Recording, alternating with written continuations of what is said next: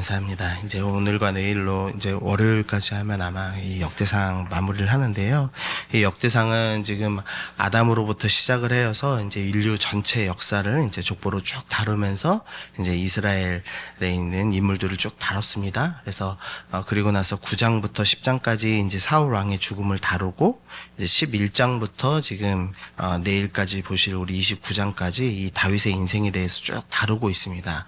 이제 다윗 인생에 사실 여러 이제 굴곡들과 다룰 만한 이야기가 참 많았지만 이 역대상 저자는 이 다윗이 왕된 이후의 삶에 초점을 맞춥니다. 그래서 이제 왕 이전의 삶을 다루지 않고 이제 바로 왕이 될 때 도와준 용사의 목록을 이제 쭉 시작하면서 이제 가장 하고 싶은 얘기, 이제 성전 얘기를 하기 위한 준비들을 합니다. 그래서 이제 13장부터 16장까지는 이 성전 안에 들어갈 법궤, 이 법궤를 옮기는 스토리를 이제 길게 이제 나열을 하고요. 그다음 17장에서 하나님께서 다윗과 언약 맺는 스토리를 다루고, 그다음 이제 18장부터 20장까지 이제 주변 국가들을 정복하는 스토리 이제 언급을 합니다. 그리고 나서 이제 21장부터 26장까지 우리가 길게 이제 어떻게 성전이 그곳에 자리 잡게 되었는지, 그리고 성전을 섬긴 레위인과 제사장들이 어떻게 조직됐고 그 사람들이 이제 어떤 일을 하는지를 이제 길게 이제 다뤘습니다.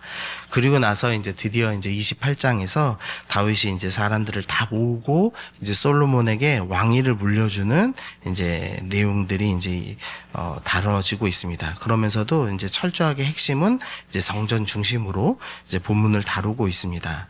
2절과 3절 말씀 보시면은요, 2절에서 이제 다윗이 일어서서 이르되 나의 형제들 나의 백성들아 내 말을 들으라.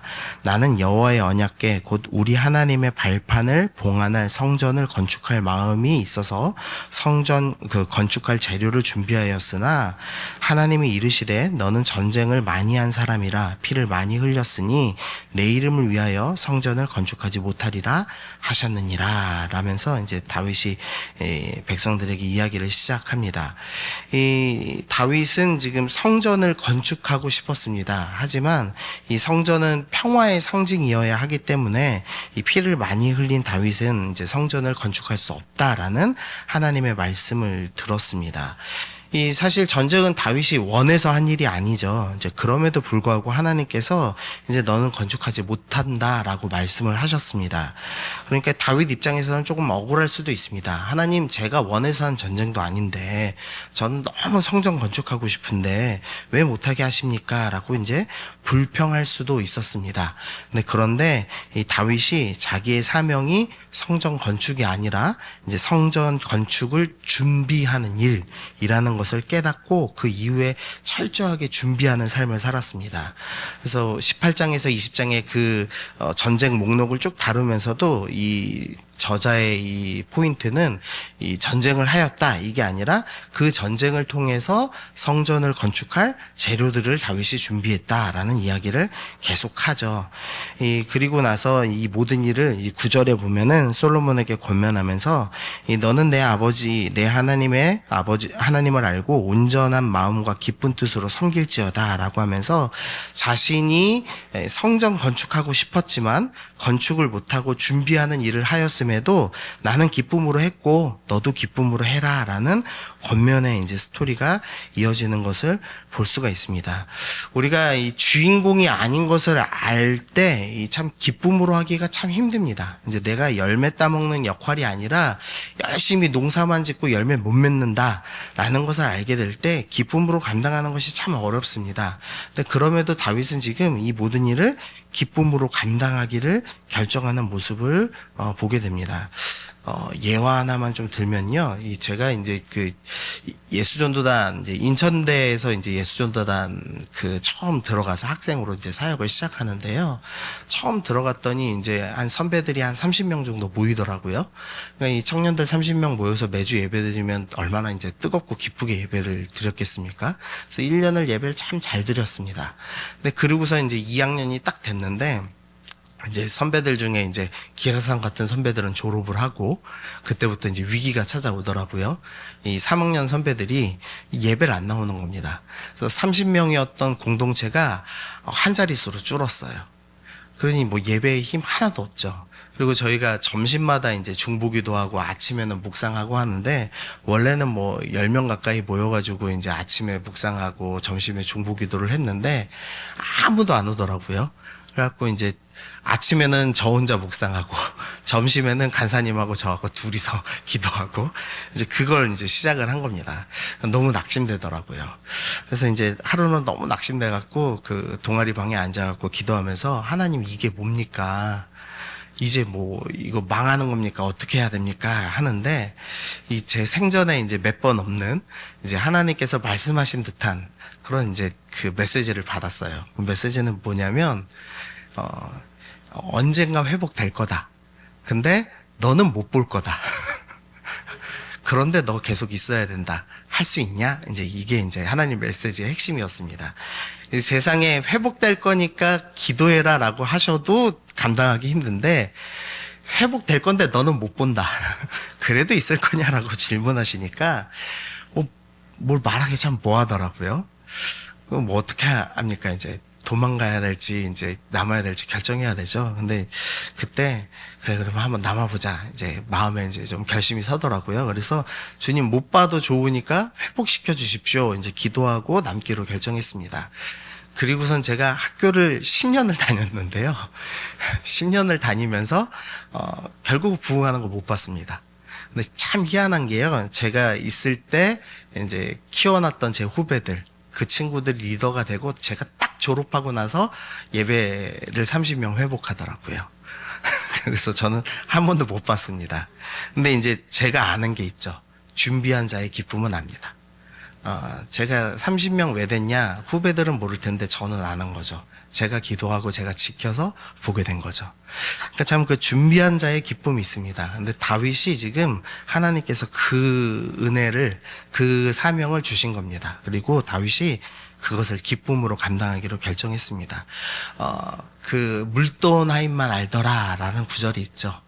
그러니까 직접 그 열매를 따먹지 못하더라도 하나님을 일을 함께 준비한 자만이 느끼는 그 은혜와 기쁨이 있습니다. 다윗은 오늘 그 기쁨을 누렸습니다. 아마 우리 중에도 열매 따먹는 것 없는, 그러니까 정말 수고만 온전히 하다가 죽는 인생이 있을지도 모르겠습니다. 그러나 하나님께서 그것도 사명이라고 허락하시고 그 안에서 하나님이 주시는 은혜와 기쁨이 반드시 있을 줄 압니다. 그래서 우리가 어떤 사명이든지 주시면 기쁨으로 감당하기로 결정하는 성도님들 되시기를 먼저 소원합니다. 두 번째로 우리 11절 한번 보시면은요. 11절에 다윗이 성전의 복도와 그 집들과 그 곡간과 다락과 골방과 속죄소의 설계도를 그의 아들 솔로몬에게 주고라는 구절이 나옵니다. 19절도 보시면 다윗에게 이르되 여호와의 손이 내게 임하여 이 모든 일의 설계를 그려 나에게 알려주셨느니라 라고 이야기를 합니다. 지금 이 설계도라고 하는 이 원어가요, 이 조금 그전에도 나온 원어인데 그전에는 설계도로 번역을 안 했습니다. 이게 언제 나오는 원어냐면 출애굽기 25장 40절에 나오는 원어인데, 이 출애굽기 25장에서는 이 모세에게 하는 말씀입니다. 모세에게 너는 삼가 이 산에서, 이 시내산에서 내게 보인 양식대로 할지니라 할 때 이 양식이라는 단어가 오늘 본문에서는 설계도라고 번역이 되어 있습니다. 그러니까 하나님께서 시내산에서 솔로몬에게 그 모세에게 이 성막의 양식, 성막의 설계도를 보여주셨습니다.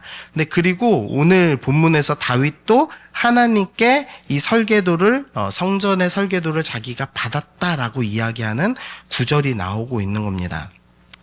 이 다윗이 성전을 건축하지 못하고 이 성전을 준비하는 자의 인생을 살았죠.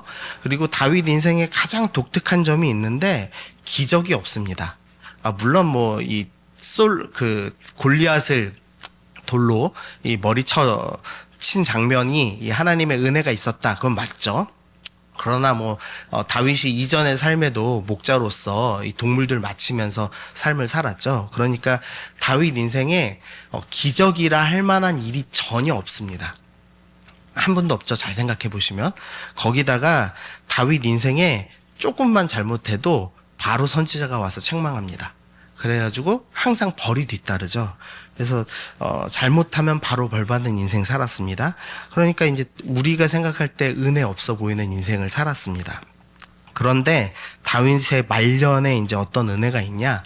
모세가 성막의 설계도를 받았듯이 다윗도 성전의 설계도를 받는 특별한 부르심이 있었음이 이제 드러나고 있는 겁니다. 다윗 인생에 한 번도 신비한 일이 없었는데 다윗의 말년에 하나님과 은밀하게 교제하며 성전의 설계도를 받는 그러니까 제2의 모세의 역할을 감당하는 인생이 되었다라는 것을 보여주고 있는 겁니다. 또 20절 말씀, 우리 20절 말씀 같이 읽어보겠습니다. 시작. 또 그의 아들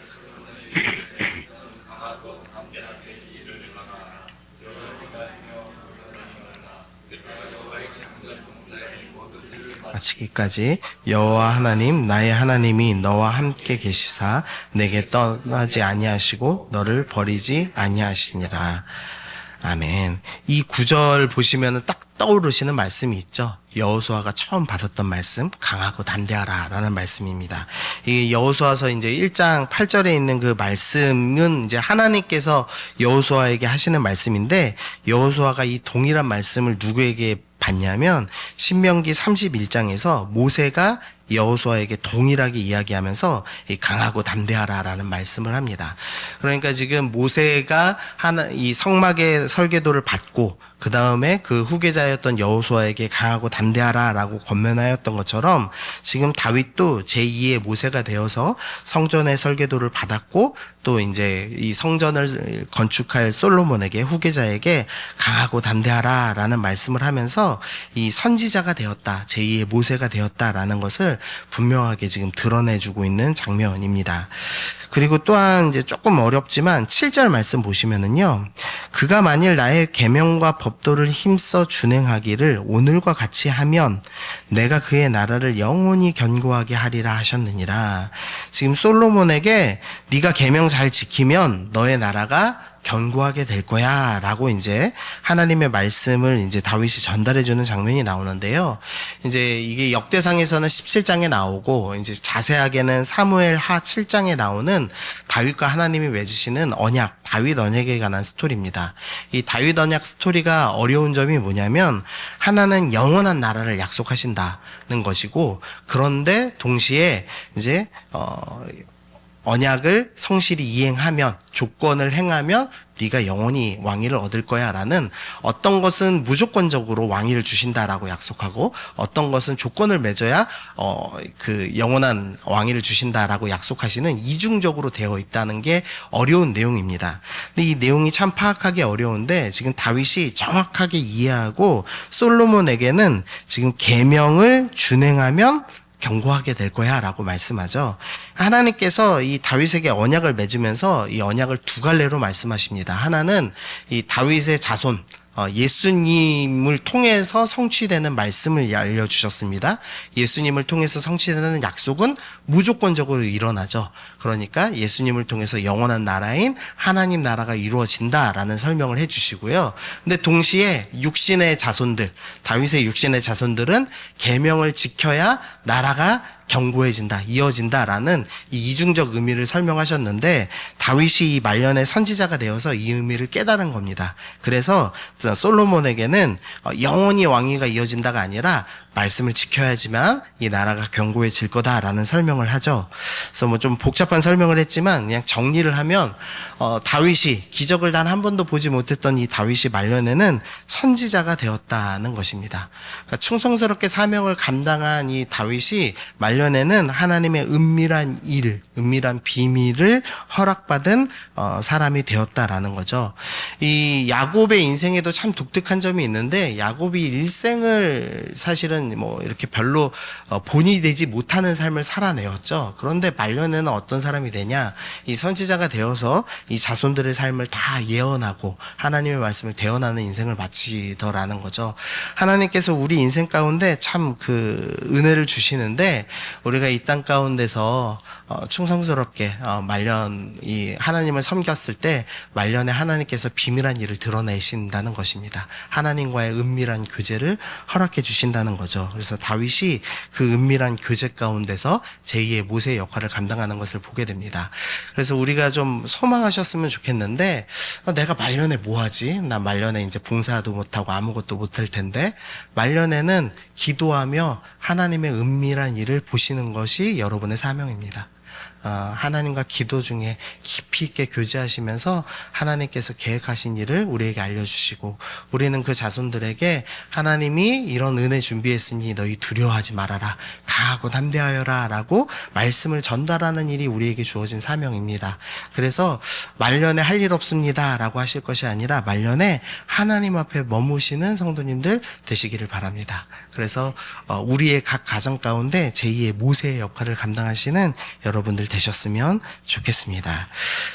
마지막으로 우리 다윗의 마지막 권면 보시면은요, 7절에서 계명과 법도를 힘써 준행하라 라고 하고, 9절 말씀 보시면 내 아들 솔로몬아 너는 내 아버지의 하나님을 알고 온전한 마음과 기쁜 뜻으로 섬길지어다 라고 하면서 하나님을 알아라 라고 이야기합니다.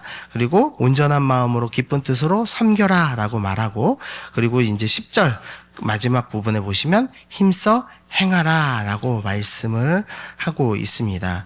이 하나님의 놀라운 일, 은혜 속에서 성전의 모든 것을 준비한 자, 그리고 이제 말년이 되어서 하나님의 비밀한 일을 다 보며 성전의 설계도를 건네주고, 또 하나님의 말씀을 대언하고, 또 이 하나님의 언약까지 완전히 깨달아서 시편 110편에서는 메시아를 예언하죠. 내 주라는 표현으로 예수님이 그 메시아가 나의 후손으로 오실 거야를 분명히 알고 그분을 왕으로 고백하며 선지자의 역할을 다 감당했던 이 다윗이 마지막으로 고백하는 게 뭐냐면 하나님을 알아라, 계명을 힘써 준행하라 라는 권면입니다.